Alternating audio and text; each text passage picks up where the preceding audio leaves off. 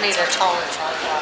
So basically the format is similar, but a little different here. The candidates will have 1 minute to start out with. We didn't do a flip a coin, so I'll say Mayor Foster's going to start first here. The candidates will have 60 seconds to respond to my question, and then we will allow rebuttal in this format. So if Mayor Foster gets the question first, he can respond for 60 seconds. Rick Kriseman can respond for 60 seconds, and then go back to Mayor Foster for 30 seconds. I also reserve the right to interject if I just think they're not answering the questions here. Okay, so no further ado, let's begin it here with Mayor Foster opening statement. Well, good evening. My name is Bill Foster. I am honored to be here tonight. I've been your mayor for the past 3.5 years. I want to thank Olga and the sponsors of this event tonight. I think every forum needs to have an open bar. You know, when I took office, I promised 4 years ago to navigate the city through the worst recession that we've ever seen in our lifetime, and to focus on environments that were conducive to private investment, and that plan has indeed worked. And we are on track for $500 million in new growth this year. We're looking at all of the indicators are very positive in the city. Property values are up, home sales are up, sale prices are up, new residents, the number of new residents up. New construction is up, vacancy rates are down, unemployment is down, crime is down, homelessness has been curbed, panhandling is off the streets, on the street corners. Things are going well in the city of St. Petersburg. That's not to say we can't do better. And I am encouraged by all the signs. Thank you for being here tonight. I look forward to your questions. Thank you. Rick Kriseman. Good evening, everyone, and thank you for coming out here tonight. My name is Rick Kriseman. I grew up in West St. Petersburg, went to Boca Ciega High, the University of Florida, and came back home to attend Stetson University College of Law. Served for 6 years on the St. Petersburg City Council, serving as the chair in 2005. Then went and served in the legislature for 6 years in the House of Representatives. I'm here tonight for the same reason that all of you are here, and it's because we love the city of St. Petersburg. But what I love about this is what the potential for St. Petersburg can become. But what scares me, quite frankly, is the fact that we're still dealing today with the same big issues that we were dealing with 4 years ago, whether it was the Rays or baseball, a lot of the other issues, and we need to start moving forward. We need to focus back on jobs, bringing businesses here and keeping those that we have here. We need to focus on our neighborhoods again, and we need to focus on education so that we have an educated workforce. I look forward to your questions. My name is Rick Kriseman. Thank you. Okay, thank you very much. And now the first question is going to go to Rick Kriseman. Rick Kriseman, what are your plans to improve the marketing of St. Petersburg and incorporating local artists into that marketing? And the marketing that's going on here in St. Petersburg has been very disappointing, and we have not done a good job of marketing pretty much anything in the city. Nobody knows that comes to visit us what we have as far as our museums and our galleries, aside from those in downtown. We don't market our neighborhoods and what features we have in each of our individual neighborhoods. If you go to other big cities, it's one of the things that you see. There are both street signs, and there are things that are put in all the hotels about the various neighborhoods. So we have to invest in the marketing department, give them a budget that they can actually work with so that we can start talking about what we have here, because we have a great city and we need to let people know about it. Bill Foster. Well, just to put things in perspective, when I was elected in 2009, if we had just held serve and kept ad valorem revenues at the same pace, we would have had over $75 million in revenue just from property taxes alone. So it has been my job to cut budgets, to right size, and to come up with a new normal. Now, the plan has worked. We are on track again for $500 million in new growth, which will come under the tax rolls. I think as we continue to give tax relief, we can do more. Whether it's marketing, jobs, economic development, this city is well postured for the new normal as we go forward to market. And as far as marketing to artists, to bring in art, gallery art to the city council, to City Hall, to the MSC building, to promote local artists in every single building that we have. Okay, great. You want to rebut? Okay. Yeah, just very briefly. We've got a burgeoning music community here, and we don't even talk about places like the Highway where you can go see great music and great venues. Everybody who owns a business, you all know that if you don't invest during the slow times, and marketing is how you do it, then you cannot survive, you can't grow your business. We did not invest during the tough times, and that's what we should have been doing. Okay, second question goes to Bill Foster. We have seen the growth of our arts district and creative businesses, which have saved the 600 block, which grew into the Central Arts District. We've seen the arts revitalize the Warehouse Arts District. Yet we've also seen two of the finest galleries announce their closings recently, Minnie Solomon's as well as C. Emerson Fine Arts. Is there anything government can do or should do to be more integrated in the economic and cultural improvements to the city? Well, I think what we're doing now, and certainly working on these environments, the look, smell, and feel, that was a great question about parking and some of the situations. Isn't it a nice problem that we have parking issues because we have customers and things like that? But bridging Central Arts with the Edge, with Warehouse Arts, I think is very important. But I think going forward with those particular for-profit galleries, I think there are ways that we can start looking at incentives for small business, whether it could be a program for ad valorem tax abatement, whether there could be a program for impact fee assistance and things like that. These for-profit artists, I think, deserve to be treated as small business. I mean, it is small business. Art is business. Art is heads and beds. And I think that we can do a lot more outreaching to artists and these galleries as the businesses that they are. Rick Kriseman. Well, part of it is we go back to marketing, which we were just talking about before, and that we don't do a good job in the city at all letting people know what galleries we have and where they're at. But the other thing is yeah, these are for-profit businesses, these are small businesses, and we need to treat them like other businesses, and that means that the city needs to be working with all of our small businesses to see what we can do to help them, to make it a better environment. You know, there's nothing like walking to a business like I did on 22nd Street and saying, has anyone from the city ever come in here to ask you how you're doing and what we can do to help you? And the answer to that question shouldn't be, yes, codes. They're the only ones who've come by. We need to be taking care of our businesses and finding out what we can do to make their job easier for them to succeed. If there are changes we need to make to our ordinances so that make sense, that balance, but that help them survive, that's what we need to be looking at doing. Okay, great. We'll move on. Question 3 that will go to Rick Kriseman. Some of the most progressive cities are redefining what traditional economic development is in order to help their communities grow. New approaches to development are becoming more bottom-up and include supporting Main Street proprietors, encouraging the procurement of locally grown foods and locally made goods, investing in local art and culture. Yet some people say St. Pete's economic plans, even the proposed CRA in the south side, devote few development dollars to these bottom-up strategies compared to the traditional way. Do you agree with that, or do you think that the traditional economic development model is working just fine here in St. Petersburg? Well, I think it really needs to be a combination. I think we should be looking at some of the models, and I know the People's Budget Review has talked about things like co-ops, which in South St. Petersburg is something that I think we really ought to be giving a very serious look into. So I think it's a combination of models, looking at some of the newer kind of models that other cities are using, but also some of the more traditional, like looking at a marine sciences hub or research park, a health sciences research park, or even a clean green energy research hub. Mayor Foster. Actually, it wasn't working, which is why I merged the BAC, or closed the BAC, and started a partnership with the St. Pete Chamber of Commerce called the Greenhouse. And the Greenhouse is all about helping startup companies get through any of the processes to get your certificate of occupancy quicker. It's also to help small businesses go from a business of 5 to a business of 10. So to help businesses grow. And it's also providing entrepreneurial training to make sure that the businesses that actually start will thrive. It works on relocation of business, retention of business. It involves St. Pete College, USF St. Pete School of Business, the Innovation Center, Tampa Bay Wave, SBA, and all of these partners under one roof, making sure that this synergy is all about creating entrepreneurs and bringing in business to the city of St. Petersburg.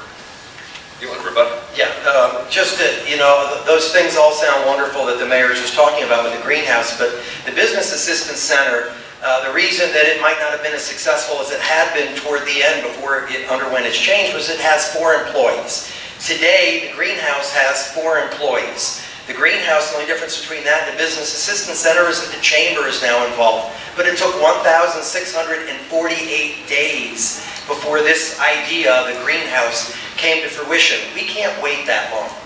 We need to be moving forward. We need to be helping businesses be successful.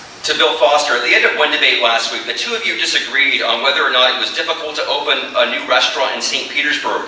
Rick Kriseman said yes, it was. You said it was not. Please explain. Well, again, it depends upon, whether or not they're utilizing the greenhouse services, but even if not, you can do online permitting and permitting reviews. We have a staff at construction and permitting that will literally walk you through the process.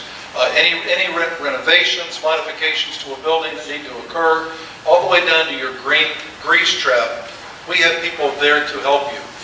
My job has been over the past 3.5 years is to remove impediments to growth. And that's exactly what we've done. And it's very user-friendly. I meet with the construction trades, the architectural trades, to make sure that they know how to get through the process and to make sure that if we have to hold their hand, we will. But most of the time, it is not a result of a city failure in helping them open their business. Rick Kriseman. Yeah, and my answer as to why it's difficult, which I believe it still is that while our permitting department is better than it had been, it still isn't good enough, and it still is creating difficulties. For example, if you have one inspector who comes out on one particular day and does their inspection and says what you're doing there, what your contractor is doing is acceptable, if that same inspector isn't the one who comes out the next day, you could get flagged. Because a different inspector sees that and says, no, that's not the way it's supposed to be. Those are real stories, and they are continually happening. It has to be consistent and uniform across the board so that there is certainty for the contractor. Okay, next question. This is going... Yeah, absolutely do. I find that dozens of restaurants that have opened during this recession under my tenure, they all found a way to open, and I haven't heard one that said it was difficult. Even the owner of the Birchwood, who went down to bare walls, opened up with great success. So somebody knows how to do it. Somebody's doing something right. We have streamlined the process. Mr. Kriseman keeps counting days on accomplishments and things like that. The St. Pete Chamber of Commerce was a mess when I took over. It had failed leadership and a board that had been pushed out. And it took a couple of years to find Chris Steinacher and another year to work on them literally taking over economic development and having this evolve into the greenhouse. The greenhouse would not have been accomplished under previous leadership of the chamber. Okay, going now to Rick Kriseman. Every candidate pledges support to local businesses. Do you have a specific policy on supporting a buy local movement, including increasing access to credit, investment, or cutting back on the bureaucracy to start and maintain a small local business? Well, I think there's a number of things that we need to do, and certainly, working in our permitting department to take care of some of the things I was mentioning before. But one of the things that I've been doing on this campaign, I want to make it a permanent part of my administration, is what I call a small business tour. And that's where you walk into small business, you don't tell them you're coming, but you walk in and you just ask them, what is your experience like? What is the city doing to help you? What is happening here that is making it more difficult for you to do business? Because if you don't talk to the businesses, there's no way to know. We're not hearing it. City administration isn't hearing it unless you walk in the door and you have that face-to-face conversation. Bill Foster. I find it a little humorous that Mr. Kriseman, as a policy, he spent 6 years in Tallahassee and didn't sponsor a single bill that promoted jobs or economic development. Now he's got a policy. My policy has always been remove impediments and to make sure that we are a partner with the small business, medium business, and large business to helping you get your certificate of occupancy ASAP. And I have walked into many businesses, whether it's Central Avenue, whether it's Midtown, whether it's in the Gateway, to make sure that they are successful. I walked into a business, American Strategic Insurance, because they were thinking of perhaps leaving this area, and they wanted assurances from me that they could get their permitting and open a building before hurricane season. And if you'll drive by ML King and Gandy, you'll see this huge complex of multiple buildings, parking garages, hundreds and hundreds of jobs right there along this corridor. Well, and all you have to do is go back and take a look at my record, and so I disagree with Mr. Foster. There's a number of bills I either sponsored or co-sponsored and voted for. But, you know, for example, let's take a look at the business that's on Beach Drive that is the electronic bike company. The gentleman who opened that store came here, saw this, the community loved it, wanted to open his business. He wanted to do manufacturing here. But because of the difficulties that he ran into with the city, he now opened his manufacturing plant in Europe. That's the type of cooperation that he didn't get that caused him to move in to open in Europe. We cannot continue to have that happen. We need businesses like that to stay here and open here. Question to Mayor Bill Foster, and this is a perception I've heard a lot from some of the local businesses, the small businesses, and that is that when opening a new business, it often seems as if outside corporations, such as your Walmarts, for example, receive or can receive hundreds of thousands of dollars in tax breaks and or incentives, while new locally owned businesses receive virtually nothing. Is that correct? What would you do to fix this disparity? Well, I think as you look at the state's policy, and Mr. Kriseman knows about the state policy because he was in Tallahassee, but these are qualified targeted industries. It's a match between the state, the county, and the city to bring in high-paying jobs and a lot of jobs. There's also opportunities in the enterprise zone for tax credits for every job created, and we have provided those types of incentives. But as I said earlier, I think now is the time that after cutting and cutting and cutting tens and tens of millions of dollars, now may be a time to look at ad valorem abatement programs. Maybe even on a small scale, but just enough to make sure that these small businesses feel like we've made an investment in their future and their success. Impact fee payment programs, again, this may not be a big deal, but just a small token of our appreciation and an investment in incentivizing their opening. Rick Kriseman. Yeah, and let me just say this, I've heard the QTIs, as Mayor Foster talks about. So that usually seems to be if you have X amount of employees, they make a certain salary, you can do that. Is there anything like that on a local level? Yeah, and it's something that we ought to look at creating. I mean, I think we need to do more in the city to incentivize small businesses because, you know, the thing is that small business hopefully, if we nurture it, grows and becomes something bigger than what's traditionally known as a small business, and we get that medium-sized or eventually large-sized businesses. So I'd like to see us looking at different incentive programs, whether it's a waiver of fees or taxes, but also think that we need to work with some of our local lending institutions who haven't always been as quick to open their accounts to loans, for small business loans. And a lot of small businesses sometimes need that little extra to get over the difficult times that they're having. And, you know, if we're going to give business as a city to some of these banks, they ought to be looking at taking care of our locals too. They don't support local small businesses. And 75% of my contributions come from St. Petersburg, and even more than that, stay local. So Mr. Kriseman talks about the budget somewhat being indicative of your priorities. Local businesses are my priority, and so that's why my money is staying local. Rebecca? Yeah, well, and Mr. Foster's main political advisor in his campaign is one of the top lobbyists in Tallahassee.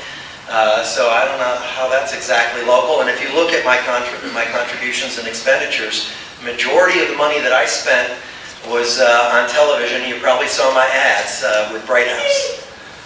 Okay, let's go. Next question to Bill Foster. I want to talk about community policing, because I've seen you guys throughout the campaign talk. Rick Kriseman says that, and other candidates have said that we don't have that anymore, and yet, Bill Foster, you say that we do have it. I mean, so please explain that to us. We have community policing, and it may not look like it did when Mr. Kriseman was on the city council, because you had 20-some patrol officers that were assigned to certain neighborhoods when they really needed to be on patrol on the streets. Plus, we created specialty units, coded drop, and things like that. We have community police and we have sector police officers. We created a 4th unit for downtown services, and we created a drop unit, which is all about prevention, which goes into neighborhoods, hot spots and things like that to really nip problems in the bud. These things are working, but we have community policing that just isn't the traditional style. Rick Kriseman. Yeah, and when we're talking about community policing, what we're really talking about is the relationship between the police officer and the community, and in particular, the neighborhoods. And all you have to do is talk to any of the neighborhood associations in the city, and what you keep hearing is we do not have the same kind of relationship and the same level of trust that we used to have. And if there was a problem before with the way we were doing community policing, it isn't a problem with the model, because cities all over the country are doing traditional community policing. The problem was with the implementation of the model.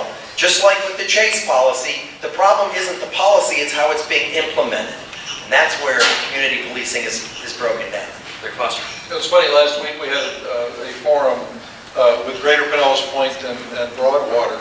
And before we got to speak, the community police officer stood up and gave his report. We have community policing, and those well-dedicated officers are engaged with the community. And so I think that most of your neighborhood associations actually know that we have community policing, and they're seeing results. They're seeing public engagement. They're seeing crime prevention initiatives, crime prevention through environmental design, crime watch programs instituted. It's working. Okay, to Rick Kriseman, let's go to the arts. The second Saturday Art Walk has grown to encompass 5 arts-related districts. The trolley success is due to the association members chipping in for the art trolleys and the power of social media like Facebook. How would you build upon this type of activity to create one arts destination? Well, I mean, you're talking about public transportation when we talk about the trolley, and obviously that's a big part of whatever we do moving forward with Green Light Pinellas. It's absolutely critical. But again, you know, to create the one arts destination really is about how you market yourself. And how you communicate that out, not only to your own community, but outside your community. And again, it's an area that I think we have really dropped the ball pretty significantly on here in the city. You know, we do not recognize the individual districts. At the same time, we don't have the opportunities even, nor do we take advantage of them, of creating things like they have in other cities, where you have a Go Pass, where you can select which galleries or which museums you want to go to, long before you even get there. So that's the direction that we need to be moving into, is to creating a more unified marketing perspective on our arts, in addition to pointing out all around the city where we have art, not just in the downtown area. Bill Foster. That's a conversation that John Collins and I are having right now. Because a lot of these arts districts, believe it or not, they feel like they need to compete with each other. And so I think that once you get over this idea that these districts have to compete, and that we are one single arts district as a city.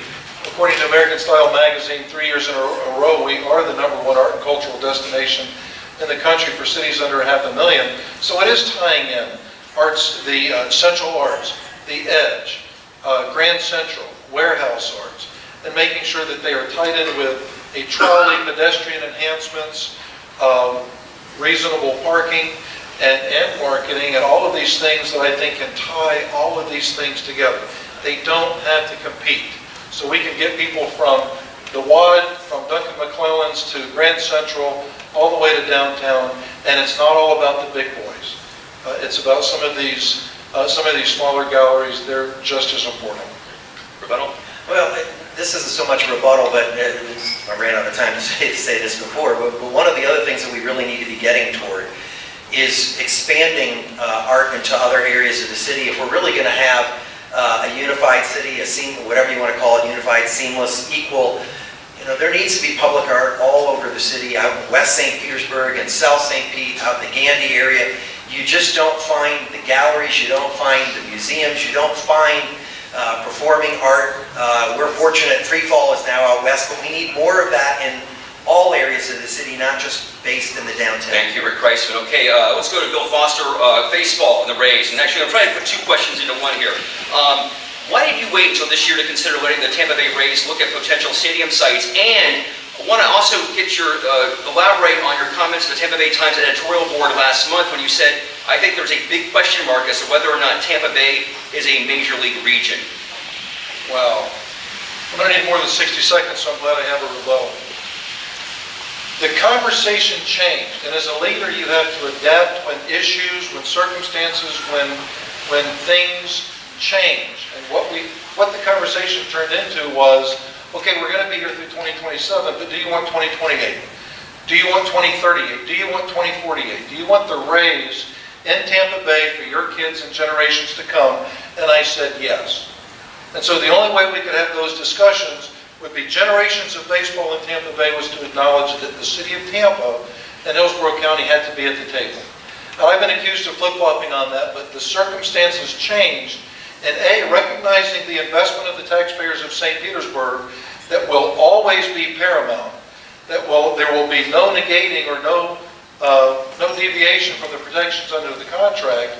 So making sure that the taxpayers are protected, but making sure that we keep the raise here for generations to come. So that's how the conversation evolved. I am convinced now that 29 owners and the Commissioner of Baseball have no interest in keeping Major League Baseball in Tampa Bay. I'll explain that in my rebuttal. Question back to you, Rick Kriseman, and I'd like to get your response as well, as you think this is a major league region. And maybe it's not, because the Rays, again, are last in the league in attendance, but go ahead. Yeah, I do think it's a major league region, and let me be very clear on this. My number one priority as mayor of the city of St. Petersburg is to keep the Rays in St. Petersburg and to protect the taxpayers of the city of St. Petersburg. We have invested a lot of money and a lot of heart and soul into that team, and some people gave up their homes and their businesses for that stadium to be built. So my first priority is to do everything I can to protect the taxpayers. Now, having said that, and I've been very consistent on this, if the Rays are insistent that there is nothing that we can do to help them be successful here in that present location, then I would be in favor of allowing them to take a look at sites within the Tampa Bay region so that we keep them here within the region. However, to do that, there will be a price they have to pay, and if they decide to leave, it will cost them. Mayor Foster. Well, the beauty of being mayor is I've been at the table. I've talked to Mr. Sternberg and Silverman and Colt and all gentlemen throughout this entire process. But let's be very clear. The only way to protect the interest of the taxpayers fully is to not mess around with the contract. Now, I was willing to look at that if the risk versus the reward were there. But I believe that Tampa Bay is a major league region. I don't believe that 29 owners, excluding Mr. Sternberg and the Commissioner of Baseball, actually believe that. And you play with fire, you can get burned. Okay, just a couple questions left to go here. Let's talk about code enforcement. Rick Kriseman. Should the level of enforcement be increased, decreased, stay the same? What's your thoughts about that? Yeah, during the entire time I was on City Council, codes, I was chair of public safety, and codes was always something that I was very concerned about, because I'm a big believer that if you don't address codes and you don't take care of the properties, it spreads and it impacts everyone and it impacts their property values. Codes has been cut, their budget's been cut by more than 25%.